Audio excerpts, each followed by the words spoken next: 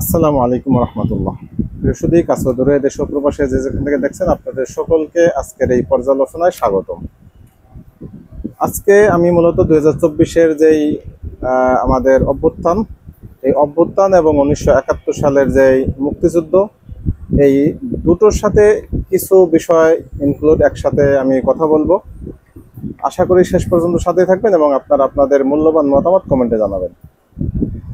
এই বিষয়টা কেন নির্ধারণ করলাম, মূলত বেশ কিছুদিন যাবৎ আমরা দেখছি যে 71-কে এই 24-এর সাথে একত্রিত করে, মানে 24-কে একেবারে নাই করে দেওয়ার একটা প্রবণতা এবং 71-কে মুখোমুখি দাঁড় করিয়ে, বিশেষত 24-এর জুলাইতে যারা আন্দোলন করেছে এই আন্দোলনকে নানা প্রশ্নবাণে জর্জরিত করে তাদেরকে চেতিয়ে দিয়ে, জুলাইকে অস্বীকার করার মাধ্যমে তাদেরকে তেতিয়ে দিয়ে এরপরে তাদের থেকে কিছু আক্রমণাত্মক কথা বের করার চেষ্টা এবং সেটাকে আবার পাবলিকলি ফলো করার একটা প্রবণতা, এটার মাধ্যমে মোটামুটি এই 24-কে যাতে সারা বাংলাদেশের মানুষের মন থেকে সরিয়ে দেওয়া যায় এমন একটা চক্রান্ত চলতেছে। মূলত চক্রান্তটা কারা করছে সেটা আমরা জানি।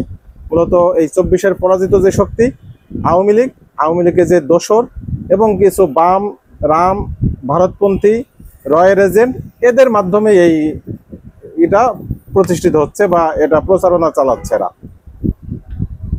তো এরই ধারাবাহিকতা আমরা গতকালকে আমাদের এক পাগলা আছে, অ্যাডভোকেট ফজলুর রহমান ফজু পাগলা, বা তাকে কানকাটা ফজু বলা হয়।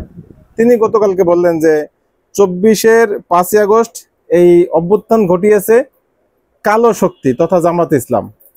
মানে উনি এটাকে কোনো ক্রমেই মানতে পারতেছেন না। মানে একটা মানুষ যখন তার সর্বস্ব হারিয়ে ফেলে, সে যখন পাগল পাড়া হয়ে যায়, এই ফজু পাগলার অবস্থা আমার মনে হয় তাই হচ্ছে। যেহেতু তার পিয়ারের জান, তার আপামনি বা তার মা, যেটাই বলি আমরা, শেখ হাসিনা, সে তার শাসনামল এই 5ই আগস্টের কারণে হারাইতে হয়েছে এবং এই 5ই আগস্টের এই বাংলাদেশ থেকে তাকে পালাতে বাধ্য করা হয়েছে এবং তৌহিদি জনতা তথা ছাত্র জনতা সকলে মিলে একবারে তাকে ঝাঁটার পিটা দিয়ে বাংলাদেশ থেকে সরিয়েছে। এটা উনি কোনো ক্রমেই মানতে পারতেছেন না, যে কারণে উনি বারংবার বিএনপির কোলে বসে বসে এমন কিছু কথা বলতেছেন যেগুলি একেবারে সরাসরি আওয়ামী লীগের কথা। খোদ শেখ হাসিনা নিজেও যেই কথাগুলি বলতে পারে না, সেই কথাগুলি ফজু পাগলার মুখ দিয়ে বের হয়। এই ফজু পাগলার একটি ইতিহাস আমরা জানি, আমার শোনা ইতিহাসটা, যে উনি ওনার এলাকায় নির্বাচনে দাঁড়িয়েছিলেন। সেই এলাকাটা ছিল আমাদের মৌলানা আতাউর রহমান খান নদভী, বর্তমান উবায়দুর রহমান খান নদভী বা মুহিবুর রহমান খান নদভীর বাবা আতাউর রহমান নদভী খান, তিনি এমপি ছিলেন, সেটাও আমরা জানি। তো তার সাথে উনি একবার নির্বাচন করেছিলেন। সেই নির্বাচনে উনি বলেছিলেন যে উনি যদি এই জায়গায় মানে এত ভোট পায় এই আতাউর রহমান খান নদভী, তাহলে উনি নিজের কান কেটে ফেলবেন। পরে দেখা গেল যে সেই আসনে সেই ভোট তো পেয়েছেই, উল্টা তার ধারে কাছে পর্যন্ত এই ফজু পাগলা যাইতে পারেনি। অর্থাৎ ফজু পাগলা তার থেকে অনেক ভোটে পিছিয়েছিল। তারপর থেকেই তার নাম ছিল ফজু, কানকাটা ফজু। এজন্য মাঝে মাঝে আমরা কানকাটা ফজু বলি। আর ফজু পাগলা তো এই বর্তমান 24 পরবর্তী তার পাগলামি কথাবার্তার কারণেই তাকে মানুষ পাগলা বলে ডাকে, ফজু পাগলা বলে ডাকে। এগুলি তার মানে উপনাম বলা যায়। মানে সময়ে সময়ে সেই যেই ইগুলি অ্যাচিভ করেছে, সেটার ভিত্তিতেই, যোগ্যতার ভিত্তিতেই তাকে এই নামগুলি দেওয়া হয়েছে। তো উনি যে বলেছেন যে 24-এর এই 5ই আগস্ট ঘটিয়েছে কালো শক্তি, এই কথার মাধ্যমে তিনি টোটালি বাংলাদেশের সকল আপামর জনতাকে তিনি আঘাত করেছেন। এই 24-এর গণ অভ্যুত্থানকে তিনি অস্বীকার করেছেন। এটা খোদ শেখ হাসিনা নিজেও কিন্তু এই কথাটা বলে না যে শুধুমাত্র জামাতের উপর দায় চাপায় না। সে বারবার বলে আসতেছিল যে এই আন্দোলনের ভিতরে জামাত বিএনপি এই দুটো শব্দ বলেছে। জামাত বিএনপির লোকজনের ভিতরে ঢুকে গেছে, এদেরকে আলাদা করতে হবে বা এদেরকে প্রতিহত করতে হবে। অর্থাৎ জামাত এবং বিএনপি এই আন্দোলনে সম্পৃক্ত ছিল, সেটা শেখ হাসিনা বলে শুরু থেকেই বলে আসছে। কিন্তু এই ফজু পাগলা সে এই জায়গায় টোটালি ক্রেডিটটা একমাত্র জামাত ইসলামকে দেওয়ার মাধ্যমে তিনি এই 24-এর গণ অভ্যুত্থানকে প্রশ্নবিদ্ধ করতে চাচ্ছেন। অর্থাৎ তিনি বলতে চাচ্ছেন এটা কোনো গণ অভ্যুত্থানই না। আরে ফজু পাগলা, তোমাদের মতো পাগলা মানুষ কথা বলতে পারতেছে এই মুহূর্তে এসে এই এদের মতো, এদের কারণেই। আমরা যখন 24-এর গণ আন্দোলনে গিয়েছি বা করেছি বা দেখেছি, তখন কে কোন রাজনৈতিক মতাদর্শের সেটা কোনো ছিল না, বিবেচ্য বিষয় ছিল না। প্রত্যেকটা মানুষ দীর্ঘ 16 বছর শেখ হাসিনার জুলুম, নির্যাতন, গুম, খুন, বাকস্বাধীনতা হরণ, ভোটাধিকার হরণ, নানাবিধ অত্যাচারে জর্জরিত হয়ে তারা শেখ হাসিনার বিপক্ষে যে কোনো একটা প্ল্যাটফর্ম খুঁজতেছিল, যেই প্ল্যাটফর্মে দাঁড়াইলে তাদেরকে অন্তত পিছু হটতে হবে না। কারণ বিগত সময়ে বিএনপি অনেক আন্দোলন করেছে, আমরা জানি সেই আন্দোলনের ঘটনা, কিন্তু তাদের আন্দোলনটা সফলতা হয় নাই বা সফলকাম হয় নাই। মূলত তাদের যেই ফজলু পাগলাদের মতো নেতাকর্মী, যাদেরকে মূলত আগে আমি চিনতামও না, ফজলু পাগলা তো আগে আমি কখনো দেখিও নাই, এইরকম নেতাকর্মী যারা, তারা প্রথম সারিতে কখনো থাকার সাহস পায়নি। এরা নাকি মুক্তিযোদ্ধা, নিজেদেরকে মুক্তিযোদ্ধা দাবি করেন। সত্যিকার উনি মুক্তিযোদ্ধা কিনা সেটাও তদন্ত সাপেক্ষ বিষয়।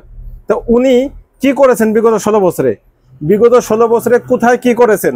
উনি তো অনেক বক্তব্য দিতে পারেন, উনি ছাত্রলীগ থেকে এসেছেন, আওয়ামী লীগের লোক, তো ওনার বক্তৃতার ভিন্ন, তো প্যাটার্নই ভিন্ন। উনি সাহস রয়েছে যেহেতু উনি মুক্তিযোদ্ধা, তাহলে উনি বিগত 16 বছরে কি করেছেন? কোন জায়গায় উনি ইয়ের সাথে, ছাত্রলীগের সাথে বা আওয়ামী লীগের সাথে বা পুলিশ লীগের সাথে উনি লড়াই করে রণাঙ্গন থেকে পিছপা হটেননি? উনি সেখানে ছিলেন বা রক্তাক্ত হয়েছেন এমন একটা ছবি কেউ দেখাইতে পারবেন? আমি তো পাই নাই, জানি না আছে কিনা। তো সেই লোক এখন এসে কি করতেছে? এই 24কে প্রশ্নবিদ্ধ করতেছে, 24কে নাই করে দিচ্ছে। অর্থাৎ এটা শুধুমাত্র জামাতের এককভাবে তাদের একটি আন্দোলন ছিল, অর্থাৎ তারা শেখ হাসিনার প্রতি বিতৃষ্ণা ছিল, এই কারণে শেখ হাসিনা তাকে হটিয়েছে। এই যে তার যে অন্তর্জাল হাসিনার পদস্খলনের জন্য বা হাসিনা বাংলাদেশ থেকে চলে যাওয়ার জন্য ওনার ভিতরে যেই মানে অগ্নিশিখা দাউ দাউ করে জ্বলতেছে, সেটা উনি ঢেকে রাখতে পারতেছেন না। যে কোনো বিষয় এটা লেলিহান শিখার মতো দাউ দাউ করে জ্বলে উঠতেছে ওনার যে আগুনটা, ভিতরে চাপা আগুনটা। এজন্যই উনি এই ছাত্রদেরকে কোনোভাবেই পছন্দ করেন না।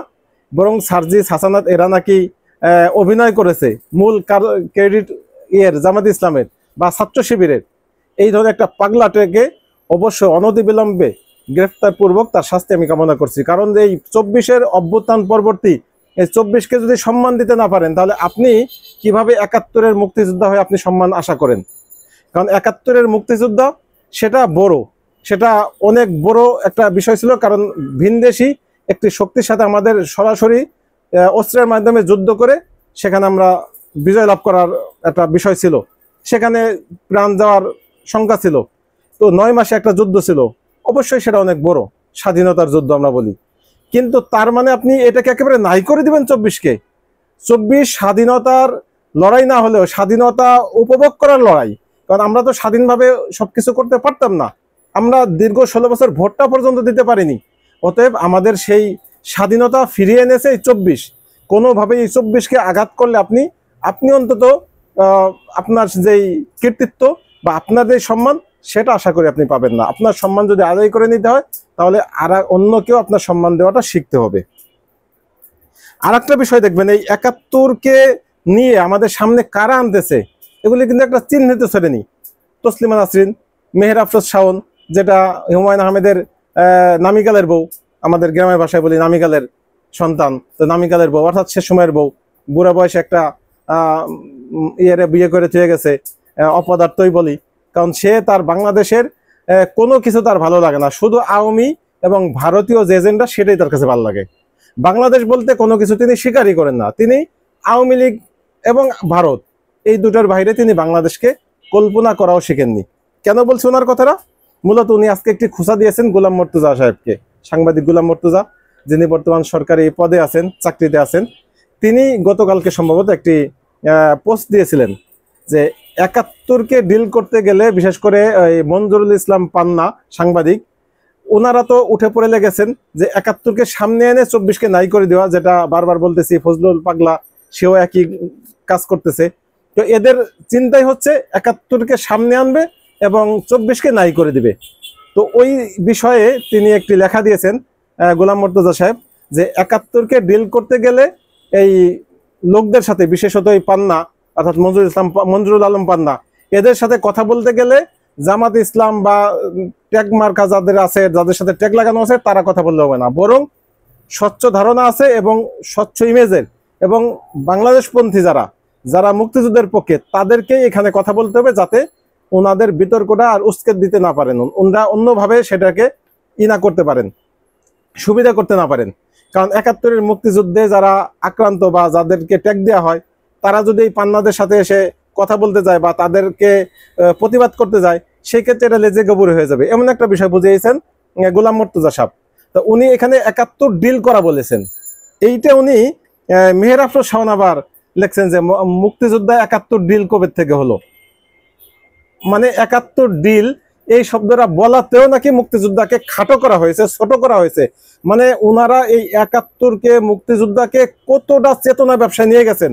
মানে শব্দটা আমি 71 বলতে পারবো না, আমি 24 তো আমি দেদারসে বলছি, আমি গণঅভ্যুত্থান বলি নেই, সব জায়গায় গণঅভ্যুত্থান বলছি না, আমি বলতেছি 24 বা 24 জুলাই বিপ্লব বা 24 জুলাই, যে কোনো শব্দ দ্বারাই আপনার যেই অর্থটা নেয় অর্থ তো একই।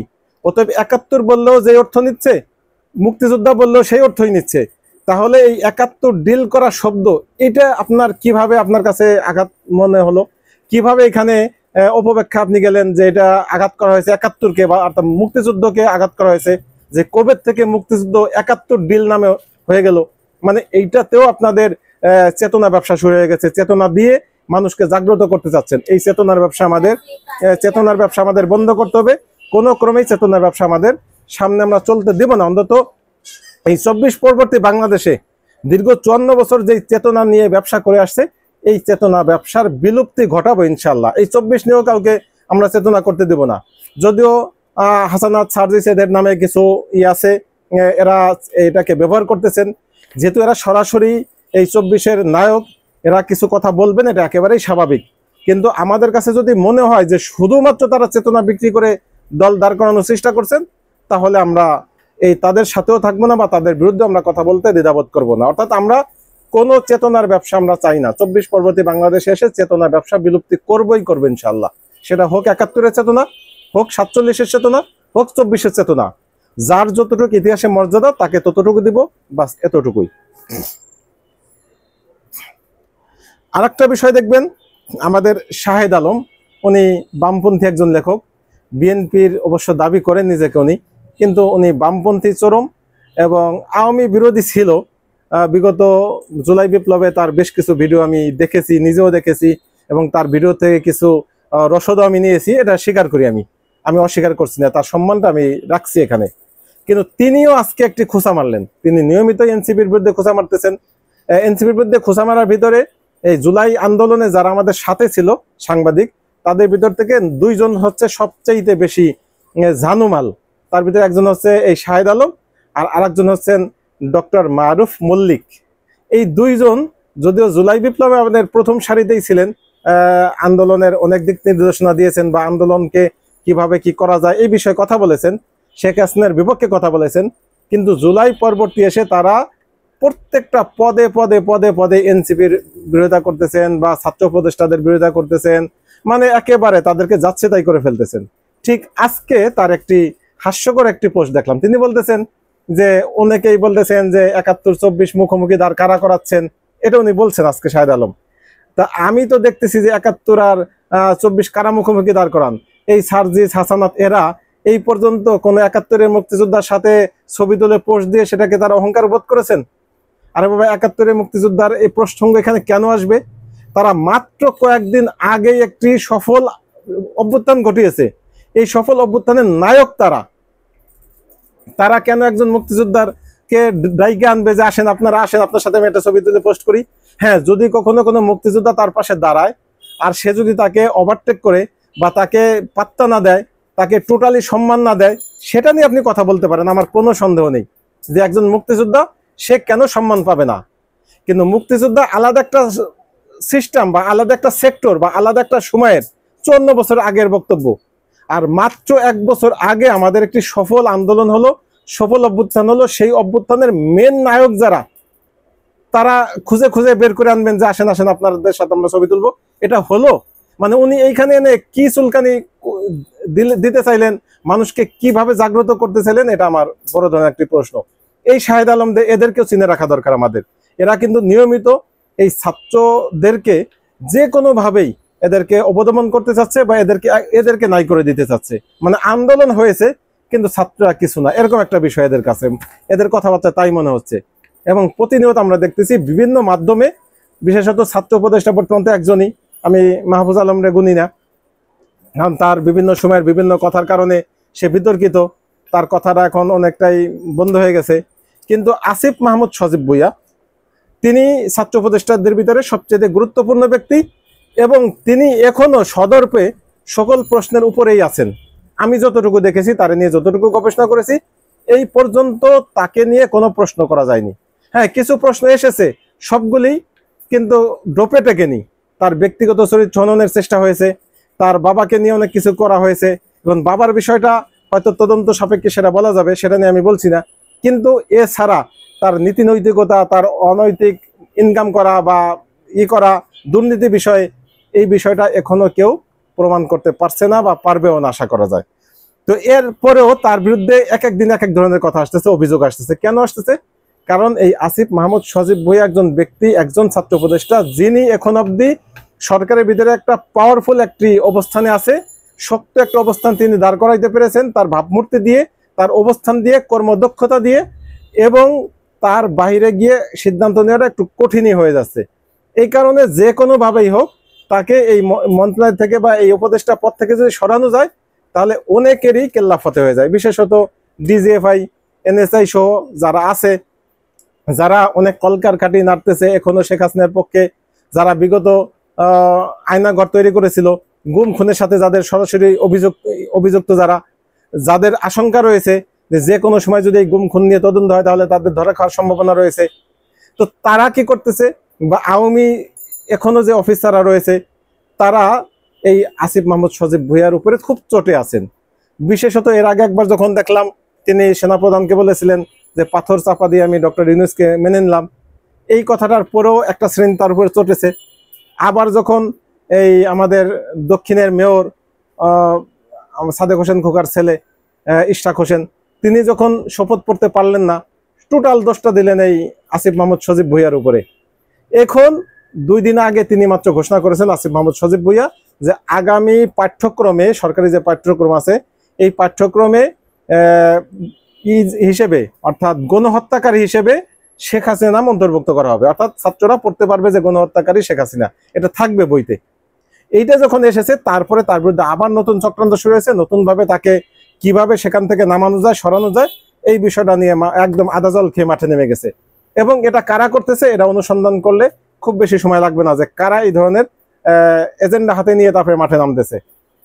এখন তার বিরুদ্ধে নতুন একটি অভিযোগ আনতেছে যে এক নারী কেলেঙ্কারির, সে এক নারীকে নিয়ে হোটেলে গিয়েছে, হোটেল লবিতে বা কোথাও বসে আছে, পাশে একটা নারী, এরকম একটা ছবি। কিন্তু ছবিটা দেখলাম যে এটা এআই দিয়ে তৈরি করা, রিউমার স্ক্যানার, সেটা তারা এটা নিশ্চিত করেছে এআই দিয়ে। আমি নিজেও ছবিটা দেখে বুঝেছি যে এটা এআই দ্বারা তৈরি গৃহীত। কারণ আসিফ মাহমুদ সজীব ভুঁইয়া বসে আছে, তার পায়ে একটা স্যান্ডেল, পায়ের ডাবল স্যান্ডেলের মাপ, অর্থাৎ এটা যে একটা স্যান্ডেল ওখানে ছিল, তার উপরে আসিফ মাহমুদ সজীব ভুঁইয়ার পাউডার বসাই দিছে, এটা বোঝা যাচ্ছে, এটা দেখলে বোঝা যায়, ছবিটা দেখলে যে কেউ বুঝবেন এটা এআই দিয়ে ক্রিয়েটেড। অতএব এরকম ভাবে বিভিন্ন ভাবে মানে পরিকল্পনা করে করে এই ছাত্রদেরকে বিতর্কিত করার চেষ্টা করতেছে, সমাজে তাদেরকে হেয় করার চেষ্টা করতেছে, এবং তাদের মান সম্মান নষ্ট করার চেষ্টা করতেছে। কারা করতেছে? এই নির্দিষ্ট একটি শ্রেণী, এই শাহেদ আলমরা, এই এরা, ডক্টর মারুফ মল্লিক, তারপরে মেহের আফরোজ শাওন, তসলিমা নাসরিন, এরপরে অ্যাডভোকেট ফজলুর রহমান, ফজু পাগলা, এরকম একটা আছে, এরপরে সাংবাদিক মঞ্জুরুল আলম পান্না, এই সিরিয়াল অনেক বিস্তর হবে। এদের শাওন আছে। তো এদের লাভটা কি? এদের লাভ হচ্ছে এরা কেউ কেউ চাচ্ছে যে দুটো শ্রেণী আছে এখানে।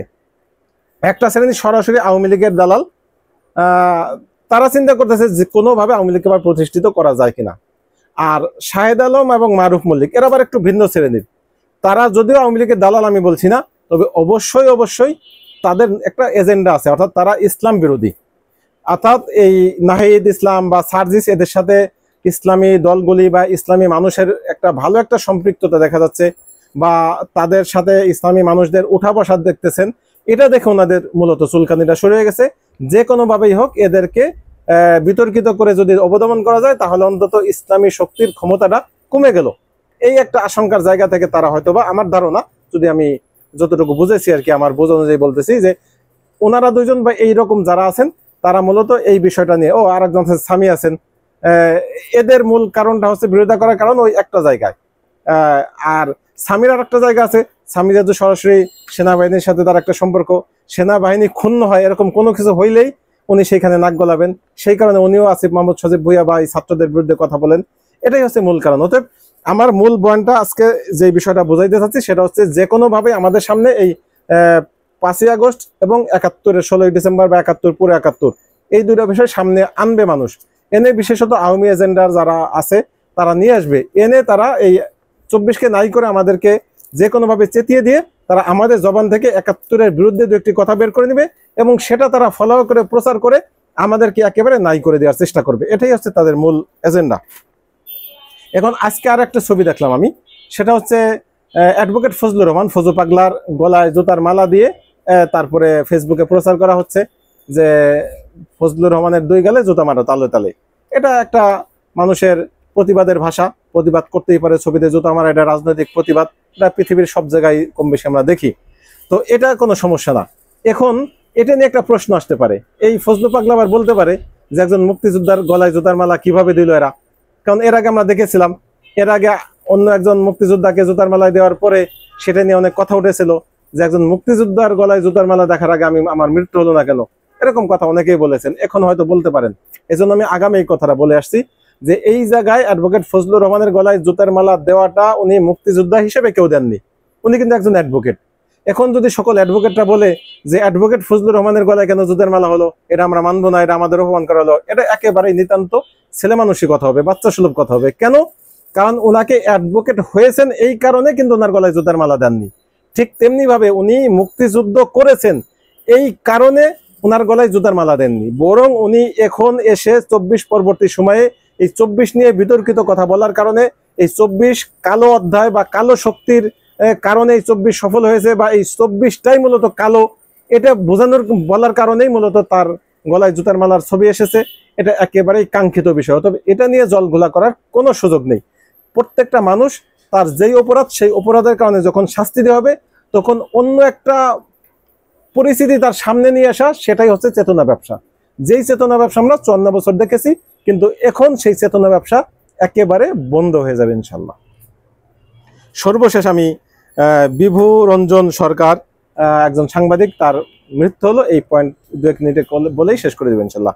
বিভু রঞ্জন সরকার আত্মহত্যা করেছেন। আত্মহত্যার আগে তিনি একটি ফেসবুক স্ট্যাটাস দিয়েছেন, সেটাই তার শেষ লেখা ছিল যে তিনি আত্মহত্যা করবেন, সেই তার স্পষ্ট করে গেছেন, অর্থাৎ এই দেশে তার বেঁচে থাকা কোনো সুযোগ নেই। সর্বশেষ তিনি লিখছেন সত্য লিখে বাঁচা সম্ভব না। তো এই সত্য লিখে বাঁচা সম্ভব না, এটা নিয়ে আবার বামপন্থী লেখকরা এবং প্রত্যেকটা পত্র পত্রিকায় বেশ ফলো করে প্রচার করা হচ্ছে। এটা কেন প্রচার করা হচ্ছে? কারণ উনি আওয়ামীপন্থী ছিলেন সরাসরি, এবং দীর্ঘদিন আওয়ামী লীগের পক্ষে লেখেও আওয়ামী লীগ থেকে উনি কোনো উপঢৌকন পাননি। এটা ওনার ব্যর্থতা, ওনার যোগ্যতা ছিল না, এই জন্য পাননি, উনি আদায় করে নিতে পারেননি, বা কোনো প্লটও পাননি, কোনো ফ্ল্যাটও পাননি, বা কোনো আর্থিকভাবে কোনো সুবিধা পাননি। যে কারণে ওনার একটা ক্ষোভ ছিল আওয়ামী লীগের প্রতি, যে এতদিন আওয়ামী লীগের জন্য লেখলাম, ভারতের জন্য লেখলাম। উনি ওনার পিছনের লেখাগুলি দেখে আসেন, উনি বাংলাদেশ সেখানে খুব একেবারে সীমিত পাশ কাটিয়ে উনি আওয়ামী লীগের স্বার্থটা দেখেছেন, ভারতের স্বার্থটা দেখেছেন, এইগুলি নিয়েই ওনার লেখা। তো সেই জায়গা থেকে উনি যখন দেখেছেন যে এত কিছু করার পরেও আজকে আমি এই বৃদ্ধ বয়সে অসহায় নিঃস্ব, তাহলে আমার আর বেঁচে থেকে লাভ কি, এত কিছু করলাম, মূলত এই কারণে তিনি আত্মহত্যা করেছেন। উনি সত্য লিখে আত্মহত্যা করেননি, কারণ সত্য উনি লেখেনি, উনি সবসময় একটা পক্ষে লিখেছেন। এই বিষয়টা নিয়ে অনেকেই, ফাহাম আব্দুল সালাম তিনিও একটা বড় লেখা দিয়েছেন, চাইলে আপনারা সেটা পড়ে আসতে পারেন, যে উনি কোনো সত্য লিখেননি, আসলে সেখানে বিস্তারিত আসছে। তো উনি মূলত একটা দলের চাটুকারি করেছেন, সেই দল তাকে কিছু দেননি, এই সময় এসে নিজেকে তিনি নিরাপত্তাহীন মনে করেছেন। বস্তুত ওনাকে কেউ কটাক্ষ করেনি, কেউ আক্রমণ করেনি, কেউ আক্রমণের হুমকিও দেয়নি, কেউ ওনাকে হত্যার হুমকি দেয়নি, তারপর উনি আত্মহত্যার পথ বেছে নিয়েছেন। এটা একান্তই ওনার ব্যক্তিগত বিষয়। উনি একজন হিন্দু মানুষ ছিলেন, এই বিষয়টা নিয়ে আবার ভারত জল ঘোলা করতে পারে, এটাও আমাদের মাথায় রাখতে হবে। তবে সার্বিক বিষয় এখানে সত্য উন্মোচন হবেই, এটা সত্য কখনো ঢেকে রাখা যায় না, সত্য উন্মোচন হবে। সত্য যখন সার্বিকভাবে সকলের সামনে বিকশিত হবে, তখন মিথ্যা নিয়ে কেউ আর মাতামাতি করতে পারবে না। যেমন ভাবে গত 54 বছরে মিথ্যা এতদিন পর্যন্ত বয়ে বেরিয়েছি, এখন যখন সত্য শুরু হয়েছে আসা, ইনশাল্লাহ মিথ্যা 71-এর যেই মিথ্যাগুলি ছিল, 71 মিথ্যা না, 71-এর অনেক মিথ্যা ইতিহাস আমাদের সামনে, অর্থাৎ আওয়ামী বয়ান আমাদের সামনে প্রচার করেছে, সেই আওয়ামী বয়ানটা ভেঙ্গে আমরা চুরমার করে দেবো। 71 সত্যিকারের 71, সত্যিকারের মুক্তিযুদ্ধ যতটুকু যেভাবে আছে, যেভাবে ছিল, যেভাবে হয়েছে, সেটাকে আমরা চিরদিন স্মরণ করব, সংরক্ষণ করব, সেটা আমাদের সকলের জাতীয় দায়িত্ব। তো আজকের মতো এই পর্যন্তই, ভালো থাকবেন, আল্লাহ হাফেজ, আসসালামু আলাইকুম রহমতুল্লাহ।